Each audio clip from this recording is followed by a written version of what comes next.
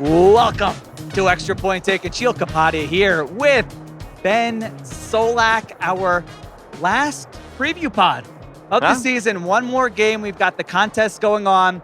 We'll talk about our picks, our long shots, our props, and what we're looking for in this game. Because, you don't know that by now. I mean, no one's talked about that. That's differentiating ourselves. The Super Bowl. We're going to talk about what we're watching. Benny Souls, how we doing? Oh, doing well. This pod's up on YouTube, right? Full episode going on the Ringer YouTube. And I realized that... Ringer NFL. Subscribe. Yes, thank you. And I realized that I did my little usual celebration at the beginning, and no one's ever seen it. And now they'll see it for the first time officially. I start every pod by just waving my arms like a child. Legitimately 100% of the pods. Yeah. With me, with anyone else. I'm else. excited. It's your trademark. Yes, you very much enjoy doing that. So, all right, Ben, where do we start here? Let's start with our headliners. Now, obviously there's one game. We don't have to pick the game, but like, what interests you? What is the big? It could be scheme, X's and O's, matchup, big picture, whatever. What is your headliner for this game? The thing that I keep coming back to is that this was the season the Chiefs were supposed to lose. This was the offense that was supposed to not be good enough. This was supposed to be the year that their luck ran out and that, Mahomes' ceiling was hit and Andy's ceiling was hit and Travis Kelce was old and there were going to be questions. They were going to have to reload and have to reconsider philosophy. And if the Chiefs win this, I as I've said on this pod before, I have no interest in doing Brady, Mahomes, GOAT talk, and I refuse to do it. I will do it when they're both old and they're both done. You'll do it in 30 seconds when I get to my take. Excellent. Yeah. But what a win in this game would signify for the Chiefs and I think for the rest of the league is like, all right, it's all just silver medal races from here on out. It's all just everybody's building to be second place and to maybe have a shot of getting an Eli Manning run against the Patriots, right? Like the Chiefs have felt like they're going to be the most dominant force, but it was last offseason that we were doing is Joe Burrow more clutch than Patrick Mahomes? It was 2 off seasons ago we were doing is Patrick Mahomes really better than Josh Allen? We have been engaging with what if there really is a 1B? What if there really is a true contender? If they beat these Niners are so freaking good, unbelievably talented, so loaded, incredible coach. And if they have the season that they did and just decide to kick things into second gear for the playoffs, win 4 games, 2 of them on the road, 1 of them on a neutral site, one of the best runs by DVOA in Super Bowl winner history, right? If you look at DVOA, if the Chiefs win the Super Bowl, they will have the toughest run to a Super Bowl championship That's crazy. that anyone's ever had. That's wild. This is supposed to be the bad team. Yeah. They're going to get better after this year. Yeah. They're going to have better weapons. This is supposed to be the beatable Chiefs team. So if they win, I don't know what we're supposed to do about that for the next 4 months of the offseason. Yeah, I have legacies of Patrick Mahomes and Kyle Shanahan as my big headliner. So let's just talk about Mahomes. Now, I know you don't like but, okay, so all right, I'm anti, QB wins and rings and all that. But when you get to the best of the best conversations, I'm talking about 20 years from now when people are having that Mahomes and Brady conversation. The titles do matter, and Tom Brady got his 3rd ring, age 27 season. This is Patrick Mahomes' age 28 season. And to your point, I'm just looking at it with this supporting cast, with this version of the Chiefs against these opponents in the playoffs, if he does this, I remember, this is before your time, when Michael Jordan came back from baseball. I did have a 45 Jordan baseball t-shirt as a kid, by the way. I wish I had that. Yeah. Could have worn that right here. Anyway, when he came back, I remember as a kid, I was probably 12, 13, whatever the year was, remember being I want to watch every Michael Jordan game. I need to appreciate every moment because this guy is, even at a young age, you're this is incredible to watch this guy. And that's kind of how it is with Mahomes. I'm so excited to watch this guy, prime of his career, healthy, in this spot where he's an underdog, where his team shouldn't even be here. This could be a moment for Mahomes we're talking about for years to come in his career. And it's the experience of watching Mahomes that, to me, the GOAT conversation cheapens that. I don't want to be watching Mahomes and be all right, if he doesn't get a touchdown on this drive, and so then it's the 4th quarter, and then he gets a touchdown on that drive, then it'll be a 4th quarter comeback, and that'll strengthen his GOAT conversation. That's why the whole GOAT, you brought up age 27 3rd ring, age 28 3rd ring. I don't give a hoot about what age they got their 3rd ring in. I want to watch the guy and just be holy smokes. I just want to watch the dude and be I don't care if he's not the greatest. In this moment, viscerally, he is the greatest thing that there's ever been. And I don't want to be thinking about the ramifications of if he does it in this way, in this category, against these people. I just want to watch him be yo, that throw is sick. And then he does another one. I'm hey, That throw was sick. Like, that's all I want is just to have the lived experience, right? You remember when LeBron broke the scoring record and everybody made a big deal of, like, everybody's got their phones out and they're taking pictures of it. You remember that whole drama? I don't care if you have your phone out or not, but I'm a no phone guy. I'm like, just watch it. Just enjoy it and live it, and that's it. What are you trying to, role reversal or something? You're a what are you going to be now? You're anti-tweet. You don't like to tweet. You don't like social media. What are the other? I'm supposed to be the old crotchety guy, and now you're saying put your phones down? This is incredible. I just saw you literally search, what was it? Depressed Twitter reaction photo. I was asking Solak how he got a tweet off with an image so fast, a Sixers-related tweet, and he showed me his computer, and he's like, you searched depressed Twitter reaction, and now you want people to put their phones down. Yeah, well, firstly, the Sixers traded Jaden Springer. I was depressed. I felt like the little cat in the corner. I was sad, and I wanted a picture to reflect my sadness. I am only the young guy in this pod because you are so crotchety. On most pods, I am the more crotchety of the attendees. All right, I'm trying to figure out how to take that. I'm not going to respond right now. Okay. So that's Mahomes. The other guy I mentioned was Kyle Shanahan, and we touched on this in our last pod, so we don't need to go too long on it, but this guy who's just been we know he's a great coach. We know what he's been chasing. He's been asked like every day about the Super Bowl losses that he's had. He's only 44 years old, so it's like he should have other opportunities to win Super Bowls, but like who knows better than Kyle Shanahan that nothing is guaranteed, and that to have Trent Williams and Deebo Samuel and George Kittle and Christian McCaffrey and did I miss anyone? Brandon Ayuk. Jawan Jennings. Ray McLeod. All healthy. Charlie Warner. Okay, all right. Elijah Mitchell. All right, well, stop. Please stop. All right.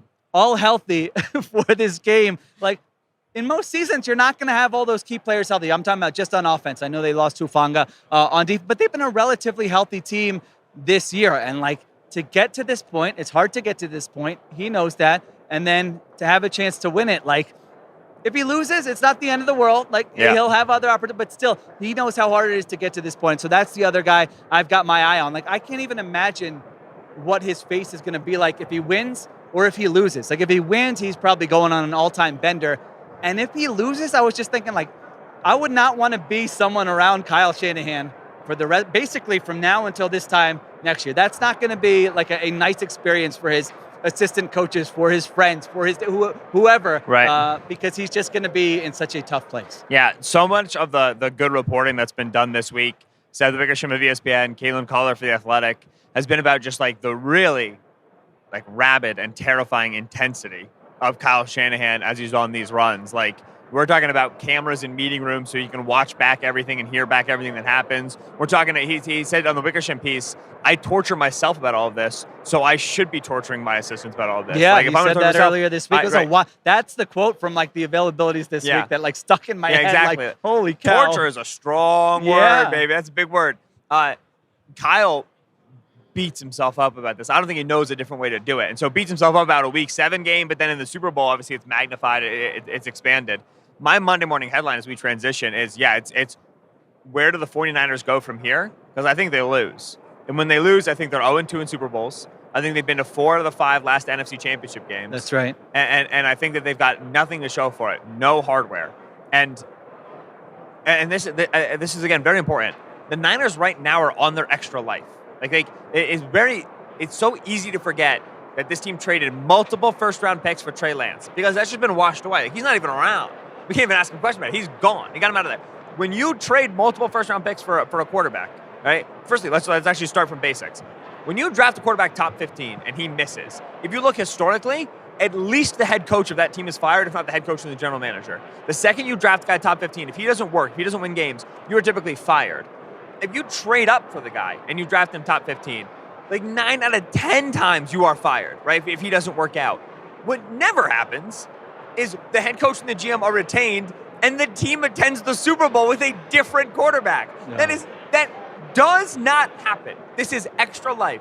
They found a +1 immortality, bulletproof, golden child. We can do whatever. Like, they have survived a thing you don't survive. So if they lose this game, there's nowhere to go. Deebo, Brandon Ayuk, George Kittle, Christian McCaffrey. It doesn't get better than that, right? Kyle Shanahan calling plays. It doesn't get better than that. Defensively, it's been better than this, right? Like, this is the worst Niners defense we've seen in a while. But the reason is because They're on their extra life. They should have collapsed 3 years ago. They should have fallen apart. They've been stringing it along and stringing it along, hitting on late round picks, trying to keep this entire unit together, running the same system so they can just win a freaking Super Bowl, and then they can get younger and let some contracts go and whatever. There is no, if the Niners lose this game, there's no oh, well, it's okay. Go get a second edge rusher to pair with Nick Bosa. Go get another corner and just be back. Sure, that might be academically true, but it certainly doesn't feel that way. It feels like, holy smokes, they are never going to get over the hump. So a Niners loss, to me, the Monday morning headline coming off it is okay, if this didn't work, freaking what's going to work? I don't think I agree with that. I mean, it's coming to, now I got to go back to being the the nerd here, but it's coming down that they have had, you said, nothing to show for it. All you can do is try to be in the mix every year and then hope one season the ball bounces your way. You are rings culture, pointing to your ring here. I'm glad we have the video pod. But it's they might lose 27-24 on the last second field goal. And that doesn't, that just might be how it goes. And then they run it back next year. You make a few tweaks around the edges. You hope to get guys healthy again. But the reason they were able to do what you said and Trey Lance didn't work out is because the head coach is a special head coach who just, until we see otherwise, we should assume they're going to have a top 5, top 8 offense year in and year out. And I know that's not, sometimes you get killed with injuries, but that is his special ability. He is the more with less offensive coach in the NFL right now, probably in my opinion. As I'm saying that, I'm wondering if I'm missing anybody, but Andy Reid is a great offensive coach, but when you have that quarterback, it's a different story. There are other coaches who could get to the Super Bowl with Patrick Mahomes. Not to say Reid doesn't elevate him, he obviously does. But what Shanahan is doing, I don't know that how many coaches you could name where you would feel this good about a team with Brock Purdy and this just coming in, taking over, being this good so fast. And again, we can't underrate how good this offense. It wasn't just a good Shanahan offense. This was for Shanahan standards has been an elite Shanahan offense. So I think that it will feel like that maybe in the 24 hours after, but I don't know. If I'm a Niners fan, once the dust settles, I'll be annoyed. I'll be wasted opportunity. But when we're talking about this in August, we'll probably be saying the 49ers are among the favorites in the NFC once again. So I view their window as a little, it's kind of maybe like those Eagles teams with Donovan McNabb and Andy Reid. Now, those teams never did win a ring. However, but that's what you do. You keep knocking on the door, and then hope one year it goes your way. Other teams, the Ravens haven't even been able to get to this point. The Bills with Josh Allen haven't even been able to get to this point, and so they've been in that mix over and over again. Yes, but it is easier to not get to this point and then say, okay, well, now we very clearly understand what we need to do, versus to be the 49ers. Like you brought up, this is the best Niners offense, right? By EPA per play that or by metrics that we've had, right? Yeah. Going back since 2012, which is as fast as I clicked down while you were talking. This is the second best offense in the True Media database by success rate. So if you lose, your soothing thing, you're all right, what do we do better? What do we improve on? I was just be the best in the last decade. Second best one's good enough, so just go be the best, right? That's the problem is this is the best Shanahan offense we've seen in 5 years. They've already made the quarterback change after Jimmy lost. There's nowhere to go but okay, well, let's just continue to be the best offense, which is not a thing you could just be year over year. Yeah. That's impossible. You can't do it. You can't sustain it. And that's why, I would agree with you if this were year 3 of Shanahan dominance. If this were Brock was the initial quarterback. They're on their second quarterback. They have developed Brandon Ayuk. They went and got Trent Williams. They traded for Christian McCaffrey. They reimagined and reinvented the team off the 2019 loss to make this offense better. This was what it was supposed to look like, final image, minus the whole Trey Lance and Brock Purdy thing. If this doesn't work, you sit down with John Lynch and you go, okay, so extend Brandon Ayuk and Deebo Samuel's a year order and George Kittle's a year order, but if we draft this guy in the second round and then we go and do this, you reach an end of a rope where you can't even trick yourself into believing, we can make meaningful, measurable improvements that'll make us better as a team to increase our chance to win the Super Bowl. It's not this is it, because you're right. They can just be back here next year, but it becomes harder and harder to believe. This is their best. This feels like their best chance. I would agree with that. We might be looking 5 years from now and saying 2023 was their best chance with that talent, that health. That's my thing is I would agree with that. You brought up your summary on the Niners was this is the best offense in the league, unbelievable cadre of weapons. Defensively, they've had some injuries, but they're largely healthy. This is a great team. They're a dangerous team. They should win the Super Bowl. How likely are we to be saying that in 2026, 2 years from now? Yeah, that's true. stability in the league doesn't exist. Yeah. You don't maintain, especially if you're not winning championships. Because when you win championships, you feel good, so you want to maintain. When you're not winning, it breaks you a little bit. It puts tension on you a little bit. That's true. There's I would agree with stress on that. these Niners. Yeah. So if they lose, I'm fascinated to see what direction they try to head, and if they're able to kind of keep this thing all roped together and hung together. A Niners loss creates a really interesting environment there. A Niners win, Chiefs loss, like, ho-hum. Niners deserve it. Chiefs have been championships, whatever. A Niners loss is an interesting thing. I think this might have been the first time in our podcast history. I think you might have convinced me of your point. Yeah. Yeah. See, in person, right? You know, you can't just sit back there behind your desk, tune me out, Google a couple of stats. I'm enraptured, the narrative. Yeah, no, that was a nice job by you. Yeah, as you were speaking, I'm like, yeah, no, I think these are things I generally believe in. So it is going to be harder. It's that middle. It's like they will have chances, but they may not ever have a chance that's as good as this one. All right, let's take a break. We will come back. No break. We're not taking a break. No breaks today. I was joking. I got y'all. You thought we were taking a break. How did you know what All the hand wave Listen, meant? come on. Arjuna just waved his hand. You're like, oh, never mind. No I'm a break. veteran. I am a broadcast professional. Okay. Let's get to the contest. We're going to talk about our props of the week, our long shots of the week, our pick for this game. Solak, where are we after, what has it been, 17, 18, 19, 20? How many weeks have there been? 21? Is that right? 18, 19, 20. season? Yeah, this will be week 22. After the regular season, I was up 58, 54. Going into conference championship round, Sheil was very close. It was a difference of 2 points. And then conference round, man, you choked it, unfortunately. Story of my life right A tough conference championship round. Sheil and I both had the Ravens covering against the Chiefs. Missed on that one. We both had the Lions covering against the Niners. Hit on that one. Sheil missed on everything else. 100-plus receiving yards for Brandon Ayuk on the long shot. No and good. even got that fluky 53-yarder. I thought that was going to be a sign. 275 passing yards for Brock Purdy. No go. 26.5 rushing yards. Patrick Mahomes. The cheat code. Mahomes rushing. Didn't even cash for you. I was under 86.5 rushing yards for McCaffrey. He was under it until the final run to set up the game-winning touchdown. He had that big 26-yard run. Finished with 90 yards. Zay Flowers, big receiving day, 60-plus receiving yards, and I had over 44.5 rushing yards for Dave Montgomery as well. I put up 5 points on the day. You put up 1 point on the day. It is now 68-62 going into the Super Bowl. Ooh. So it is still mathematically possible if I miss on everything and you hit on everything in our 7-point contest for you to take the lead. Otherwise, it's a photo finish only if we get that 7-0 week. All right, so there's 7 points available. You're up by 6. So there you go. Yes. I would have to go 7-0, and you would have to go 0 for 7 for me to win. Yes. I would have to beat you by 6 for a tie, and then I don't know what we do. We'll figure that out if that occurs. Everything else, I lose. Listen, I'm much more comfortable in this spot. I'm a very mentally fragile person. When the pressure gets higher, I choke over and over again. And so this is good for me. Nothing's expected of me. Okay, good, I make my picks. I'm not expected to win. The pressure's on you. Yep. This would be an all-time choke job if you On me, lose yeah. here. All right. This means mathematically you have to take the opposite side That's of me correct. That's correct. on the game. Is And that fair? You can if you want. Like, Yeah. you're trying to win. I Yeah. know that you and I both think Yeah, no, for the same contest side. sake, I'm going to have to take the other Yes. side. Okay. Yeah, I'll So- explain that when we Yeah, get to it. What do you got? Some chips there? Are those actual chips? No. Okay. Yes? Oh, no, yeah, they were just on the table. Oh, They were sort of okay. laying around. I don't know. I thought you were talking about I potato thought you were chips. gambling I or was like, something. no, no. Yeah, I don't know. All right. Okay, let's get to it.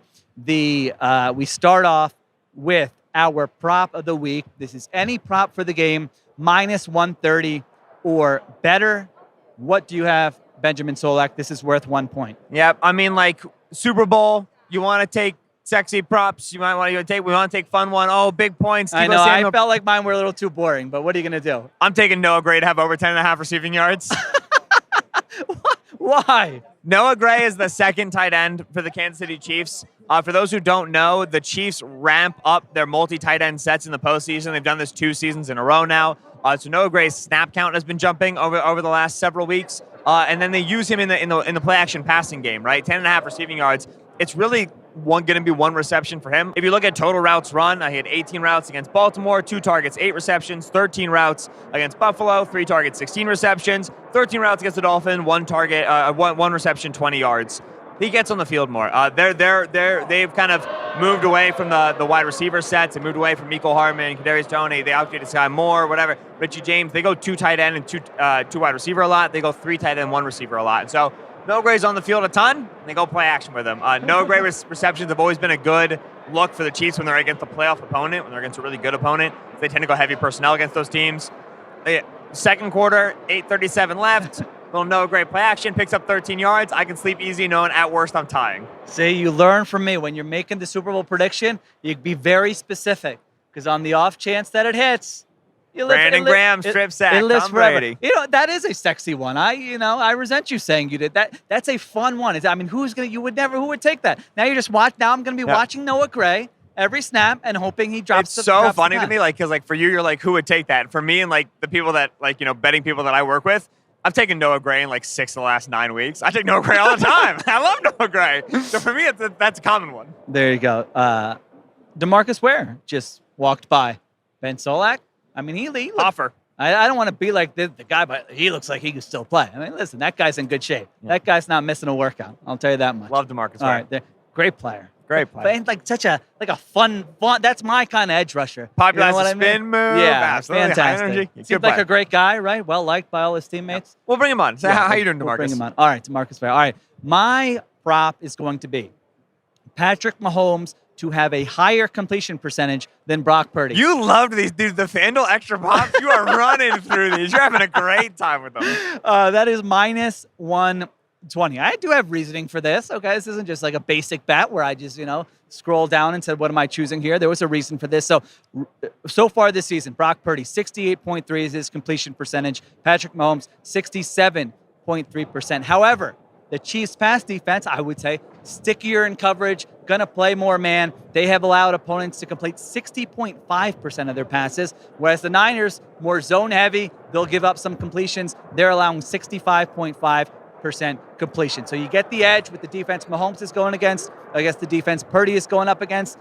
And this is just one of my big takes on the game that could be completely wrong, that you've heard me say roughly 27 times this week, but I just think it's going to be long, methodical drives. I don't think there's going to be a bunch of explosive plays in this game. This is the way the Chiefs have generally played. This is the way the 49ers allow you to play. Zone coverage, rush 4. And so I think that style of play with the 49ers maybe giving up some of those completions, rallying and tackling, the Chiefs being a little bit more aggressive in their coverages. I think there's going to be a very high completion percentage game for Patrick Mahomes, maybe even in the 70s here. So I'm not saying Brock Purdy's going to complete 50% of his passes.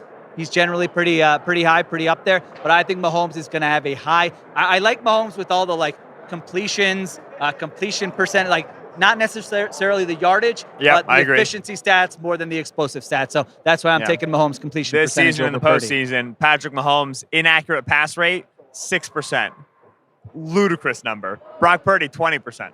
And they have really that inaccurate pass rate for Purdy 20%. Yep, absolutely. How is that calculated? Do we know the mechanics behind that? It's charted, so it's it's pretty binary. Yes, no. Obviously, there's stuff at the fringes that's difficult to parse. In general, though, Brock's been missing this postseason, and Mahomes has been on it. And the explosive play rate is a big deal. Chiefs, the best defense, explosive pass rate surrender this year. 49ers, 4th best. These defenses are extremely disparate. They do radically different things. They line up in different ways. They prioritize different stuff. There's one thing that both teams do. They do not let you beat them over the top. Yeah. So I agree. It is going to be 13-play drives. It is going to be 14-play drives. I very much think we're in for a boring game. I know it's not exciting. Don't turn the pod off, but I wouldn't be surprised if this thing ends. That's not boring, though. Long, methodical drive. That Rams-Patriots Super Bowl that all the hipsters tried to tell me was actually good, that was actually a boring game. Name one person who's told you. This was a long time ago. There were absolutely people at that time being like, I know people don't like this, but this is a defensive masterpiece. Give me this any day of the week. Get out of here. That was a snooze fest. As someone who treasures that game, learned a ton about football from that game. So it was you. Oh my, you let me finish. No, I will not.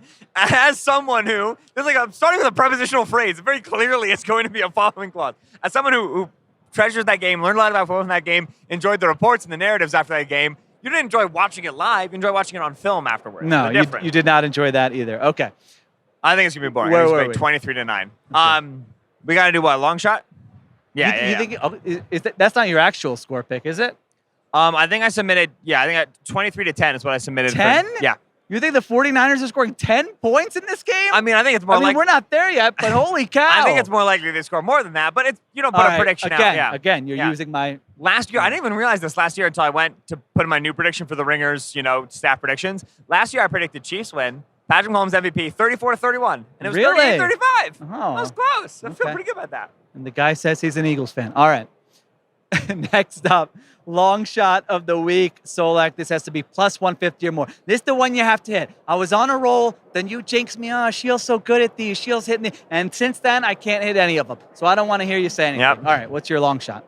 I can't get my computer to unlock. Okay, but it's I'll go Isaiah, first. It's Okay. Isaiah Pacheco to have at least 80 rushing yards, plus 152. Okay. Pacheco is my biggest exposure on the week in terms of player props. So I've got money on Pacheco to go from 60 yards, 70, 80, 90, 100. I'm to score 1 touchdown, 2 touchdowns, the first touchdown. This 49ers run defense is not good. It is period bad. Like there's no ways around this. There's 2 ways to beat them.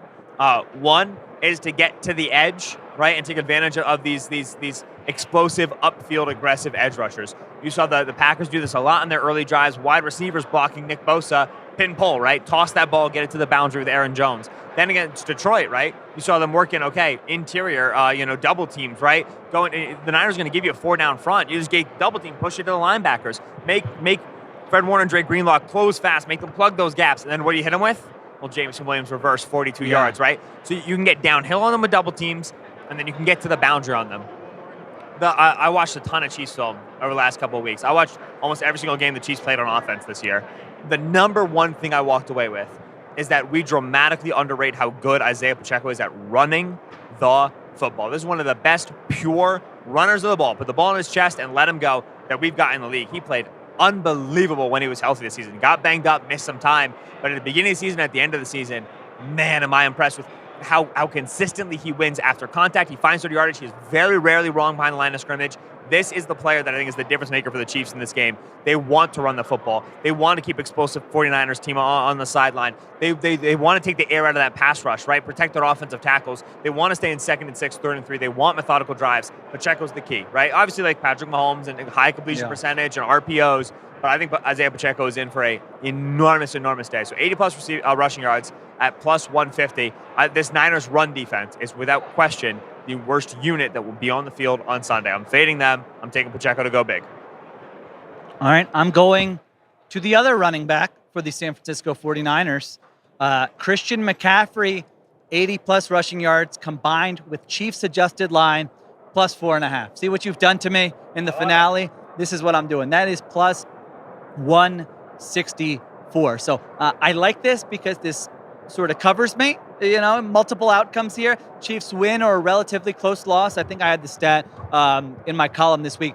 Patrick Mahomes, there's been like 4 games in his career that he's lost by more than 8 points. Like that is my favorite trait in a team is that like consistent competitiveness. The Seahawks had that streak with Pete Carroll. Yep. It was like 100-something games where they were either leading or within 1 score in the 4th quarter. Like, that's my version of like how many titles do you have? Like if you're just doing that, like listen, you're gonna get good luck or bad luck, but man, you are consistently in it. So I don't see a blowout either way in this game. You sound like you do a little bit more than I do, but I think Chiefs win. Define blowout. 10 points or more.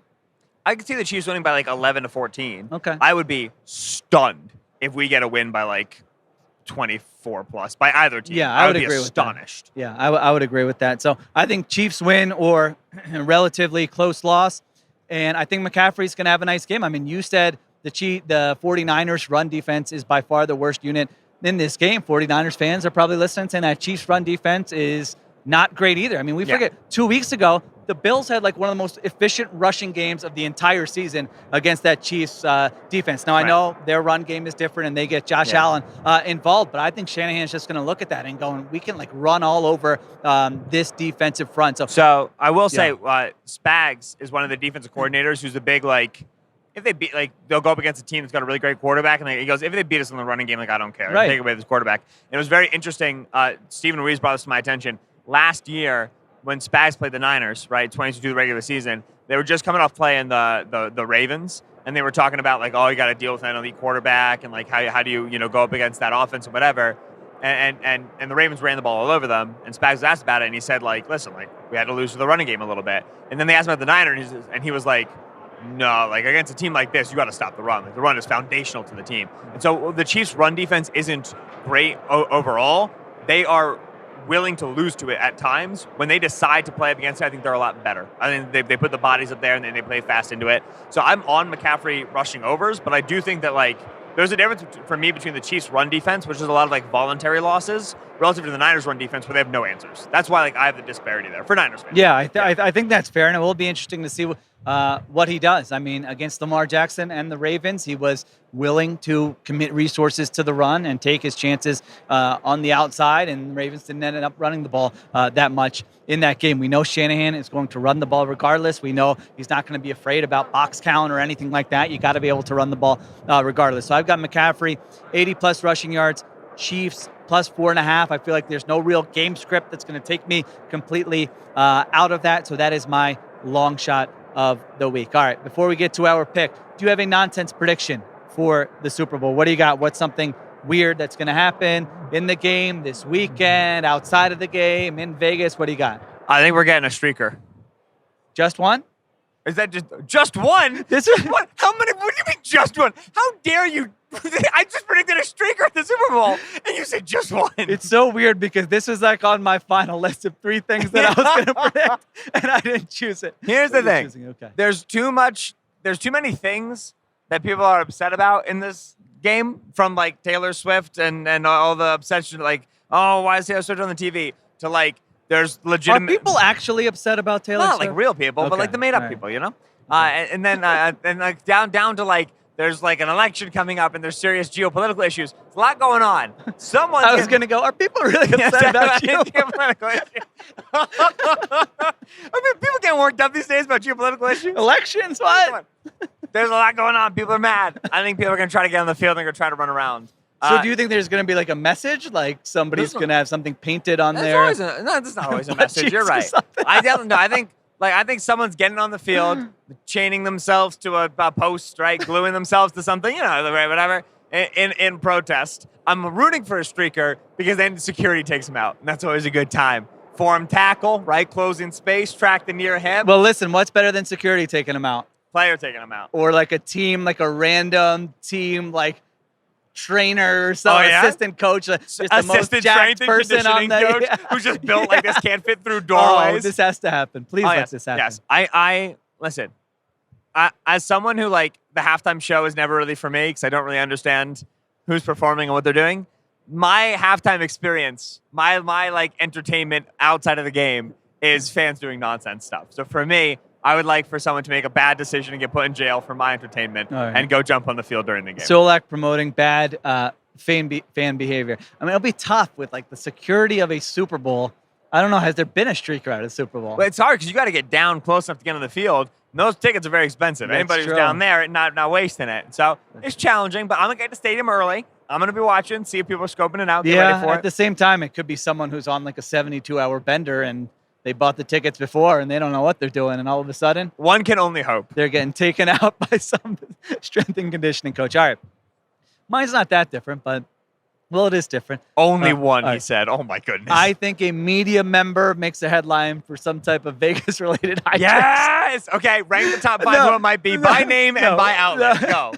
I don't want to go too much further into detail, but listen, the final media availability is later today. Then we're doing a show tomorrow. People are doing stuff tomorrow, but then then you get some downtime. So if you're like me, I'm playing a little golf Saturday afternoon. You know? Fun. That's what I like to do. That's going to be fun. I have 0 things planned for Saturday afternoon. You have 0 things planned. Yeah. Other people have different things planned. Whatever they want to get into in Vegas, that's up to them. I don't judge, but I don't know if it'll be a TV person, a writer, a podcaster, whoever it will be. I don't know what the details will be. Again, I don't want to, it might be slip. Maybe it'll be something good. Maybe they'll make a headline for something good. I don't know. They win $10,000 at a slot machine. I don't know. Is that possible? Yeah. Okay. Maybe it'll be something else. Listen, I'm not predicting anyone's career is going to get ruined. It's not going to be something that serious. But there will be something that creates a buzz and makes a little bit of a headline. Hopefully, not no one at the Ringer, of course. Maybe like a rival of the Ringer. I don't know exactly. We'll have to do our top 5 rivals down the road, but maybe a rival of the Ringer. The Athletic. Okay. All right. He's looking over there. All right. So that's our nonsense prediction. All right. Back to the contest. So here's how we got to do it. We obviously only have one lock of the week. So we'll do our lock of the week, and then we're going to do 2 other bets, anything minus 130 or better, and that will get us to 7 points. Solak, start us off with your game pick. As we know, again, I'm going to have to go to the opposite side. Yep. What do you got? You and I both like the Chiefs. I'm taking the Chiefs plus 2.5. You would be on the Niners. I'll be honest, I was more confident in Chiefs plus 2.5 on Monday as I've spent time here throughout the week, as I've heard the teams talk, as I've done more look into the game. I've leaned myself a little bit more towards the Niners side. I still like Chiefs plus 2.5. I love Mahomes as an underdog. I think they match up well. I think that Spags has a good sort of defense to take advantage of Purdy. I think Purdy's been rattleable over the last 2 weeks. I think that they can hit him a lot and they can get him to speed up that internal clock. They're a really good tackling team. The Niners are a really good yak team. I think that we always talk about like schemes in football, X's and O's. You get to the postseason, it's about tackling, and then the Chiefs tackle so well. I like the way that's been, particularly the Chiefs' defense match up with the Niners' offense. So I like the Chiefs. The Kyle of it all, the Shanahan of it all, the urgency of it, the elite nature of this offense. I could see them come out and just like Kyle spent 2 weeks doing nothing but just like winning the game on the chalkboard, and they come out unbelievable on offense, just unstoppable, just every down on the third down this and designs and counter punches, and they're just successful and whatever. Like I won't be surprised by a Niners win at all. I think this is quite close. Like last year, I picked the Chiefs beat the Eagles. I would have been really surprised if the Eagles won that game. I just thought the Chiefs we talked about this. We were here together last year. I remember what our podcasts were like last year. I don't remember what you said like one segment ago. Who are you picking? I like the Chiefs plus 2.5. If the Niners cover, if the Niners win, congrats. There's so many reasons for that team to win. I think it's gonna be a close one. I do like the Chiefs with the points. You think it's gonna be a close one? Didn't you just say your prediction was 23-9? What is your official prediction for what the score is gonna be and what the game? The written one is 23-9. All right, so that's your 23-10 is what I. All right, so you think it's gonna be a 13-point win for the Chiefs? Absolutely, it's gonna be a close game. All right, now 23-10 can very easily be 16-10 it for could most be. of the game. So is that okay? So that's what you think is going to happen? Okay, so it's going to be a close game, and the Chiefs pull away with a touchdown at the end. This is one of our great conflicts, our great frictions.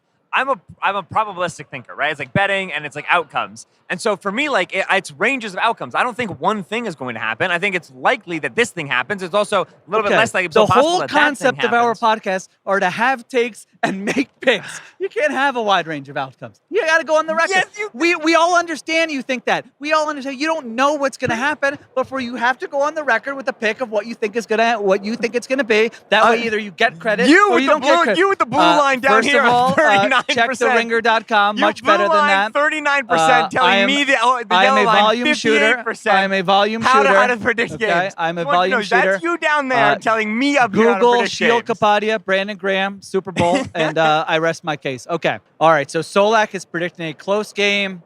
Chiefs pull away at the end, 23-10. That's what I've got you on the record with. All right. Take offense to that I'm a how do you pronounce it? Probabilistic. Probabilistic. Okay, that's hard to say. But yeah, I like a probabilistic. Everything I do is a probabilistic, but sometimes you got to have a take, all right? I'm going to go back and listen to old pods where you hedged. You were like, it could be this or it could be that. Exactly, I do that, but then it comes time to make the pick. So now, having said that, I'm making two different picks for this game. All right, so my official pick, I'm going to make this very clear because I don't like when people go on one piece of media and make one pick and then do another one and make another pick. So that is not what I'm doing here. My official pick, I'm with Solak. I've got Chiefs plus 2.5. I've got Chiefs 24-23. The bottom line here for me is that 49ers defense, and I'm really trying to avoid the recency bias, but I can't get their performance against Jared Goff, Jordan Love, and those run games out of my head. They've looked terrible. They've looked like a terrible defense in the playoffs, and now they're going up against Patrick freaking Mahomes and Andy Reid after 2 weeks. So that, to me, is the difference in this game. We talked about it earlier in the week. I just don't think they're going to be able to come up with answers in 2 weeks because their answers are generally pass rush, play better, control the game better, and I don't know that that's going to work in this game. So I'm actually more bullish on the Niners overall offense than you are. I think they could light up this Chiefs defense. I don't know that it's going to happen, but I think it's going to be a back and forth game. I like Mahomes and the Chiefs get the ball with, let's say, 90 seconds left, drive down the field, Harrison Butker, 41-yard field goal. Chiefs win 24-23. Not a boring game. We're going to get a fun game. How am I the pot? What is going on here? I'm Team Sunshine all of a sudden. Look what you've done to me. All right. So that's my pick for this game. All right, before we get to our other picks, let me tell you about FanDuel. Football fans, FanDuel has the perfect way for everyone to get in on the Super Bowl 58 action with a no-sweat same-game parlay. You heard mine earlier.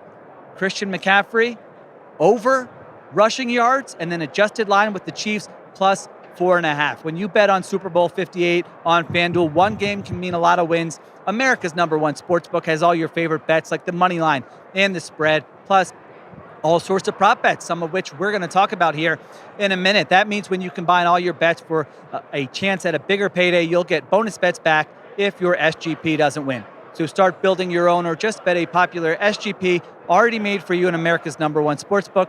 Just visit FanDuel.com/RingerNFL if you don't already have an account. Make every moment more with FanDuel, an official sportsbook partner of the NFL. Must be 21 plus and present in select states. Gambling problem, call 1-800-GAMBLER or visit theringer.com/RG. Minimum 3-leg parlay required. Refund issued as non-withdrawable bonus bets, which expire 7 days after receipt.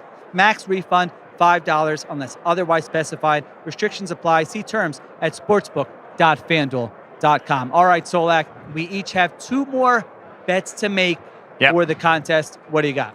Isaiah Pacheco to score a touchdown. -125. Isaiah Pacheco, my goodness. The Chiefs have been a little bit poor in the red zone over recent games. They also have done the most foolish red zone chicanery, top 1 Andy Reid nonsense. Mecole Hardman jet touch into a fumble at the half-yard line, and Kadarius Toney this way and shovel option that way. And, that's something in the Super Bowl with the Niners. They had the little, everybody lines him in the backfield, everybody does a spin, little Rose Bowl play, right? Yeah, exactly. And so Andy's known for this, and I'm certain he'll have something right. We remember, of course, against the Eagles in last year's Super Bowl, they were like, hey, we can just send a guy in motion and send him back, and they can't. Yeah, I don't think it's going to be that easy this year. Andy, I acknowledge that Andy's designs, Super Bowl-wise, he's going to come with some foolish stuff. However, the 49ers run defense is push off the ball. They win within the trenches. They're an excellent short yardage rushing team. Pacheco's an excellent short yardage back.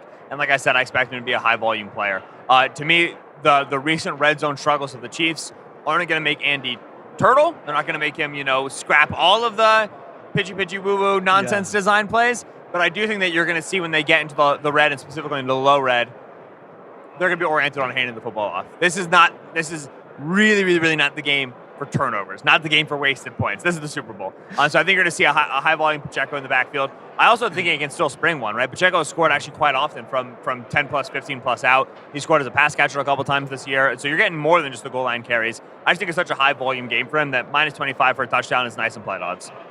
Chiefs red zone is always so fun because when it works, you're just like, that was amazing. And when it doesn't work, you're like, what were you doing? It's the number one, results-oriented analysis thing, right? Where it's just every time it works, you're like, of course, that's incredible. And then every time it doesn't, you're like, yeah, no, of course that wouldn't work. Why would Andy ever think that would work? You give Andy Reid extra time. He's not going to get simpler, but that's not a bad one. They will have opportunities down there. All right. 49ers, 3rd lowest rushing success rate in the red zone this year as a defense, which they're the 4th lowest by rushing success rate in the whole field anyway. But it's not like when the areas get condensed, they get better. They get worse.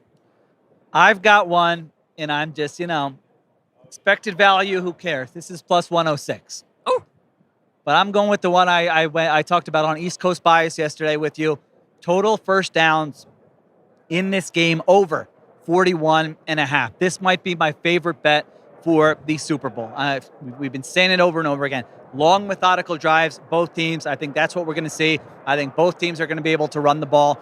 Chiefs have allowed the fewest plays of 20-plus yards. You mentioned the explosive play rate earlier, but in the regular season, that surprised me when the playoffs started. The fewest plays of 20-plus yards in the NFL this year allowed the Kansas City Chiefs. And on the other side, we just know this isn't an explosive Chiefs offense. So efficiency game, not an explosive game. I'm just leaning into that all the way. Now it's going to be 38, 35, bombs away, 25-plus yard completions. But that's where I'm going here. So I also think it's going to be a close game. So end of the game, if you're close, maybe you steal a few first downs and you get over that number. 41.5 combined first downs. Why are you shaking your head at me? Because it's going to be such a fun one to track. I'm just envisioning sitting next to you in the box, and I'm waiting for Isaiah Pacheco touchdown, right? That happens on one play. I'm waiting for Noah Gray over 10.5 receiving yards. It happens on one play. You were just going to be sitting there going, all right, that's number 8. Okay, that's number 9. That's number 10. Updating the ESPN stat card, adding them together. Okay, 8 plus 9. Yeah, 17. That's a fun one to track throughout the game. We like those. And then I'm going to be asking you if you think Patrick Mahomes is the GOAT yet after every possession. No, don't do that. I do. and no results tomorrow will really sway me either direction. All right. It'd be a boring question for you. Super Bowl doesn't matter, says Ben Solak. Okay. Wins are not a team stat. All Wins right. are not a quarterback What's stat. your last one? What do you got? So figuring out who the 49ers are throwing the football to has been one of the This is most tough. interesting things. This is very tough. Yeah. So part of it is because the Chiefs are a really interesting defense. The Chiefs lead the league in split field coverages, right? They play middle of the field open, 2 deep safeties, more than any defense in the league. Most of those teams are zone teams, and most of the teams that are single high teams are going to be cover 3, cover 1 teams, so you're going to get a lot of man coverage. The Chiefs are top 5 in man coverage rate. This is a team that will play a lot of split field and play a lot of man coverage. They walk up and they press, and then they rotate, and they get into really weird stuff. They'll send their blitzes, rotate to single high, and then they'll end up in man coverage again. They'll end up in fire zones. Like, the numbers here are very tricky. And for the 49ers, who gets targets against which coverage is very clear. Deebo Samuel, 3.2 yards per route run this season against zone coverage, 0.7 against man coverage. Just from Next Gen Stats, it is the biggest difference, the biggest delta in yards per route run by zone and by man of any receiver in the league. Yeah. Right? Brandon Ayuk and George Kittle are the recipients of the vacated yards, right? They are both significantly higher yards per route run against man coverage than they are against zone coverage. The problem is, when you look at middle of field open numbers, Deebo Samuel's the guy, and Brandon Ayuk and George Kittle don't succeed as much. And so the typical way that I handicap receiving props, which has to do with coverage shells and with man zone coverage, really tricky for this game. The prop I landed on is Deebo Samuel over 4.5 receptions. Oh, okay.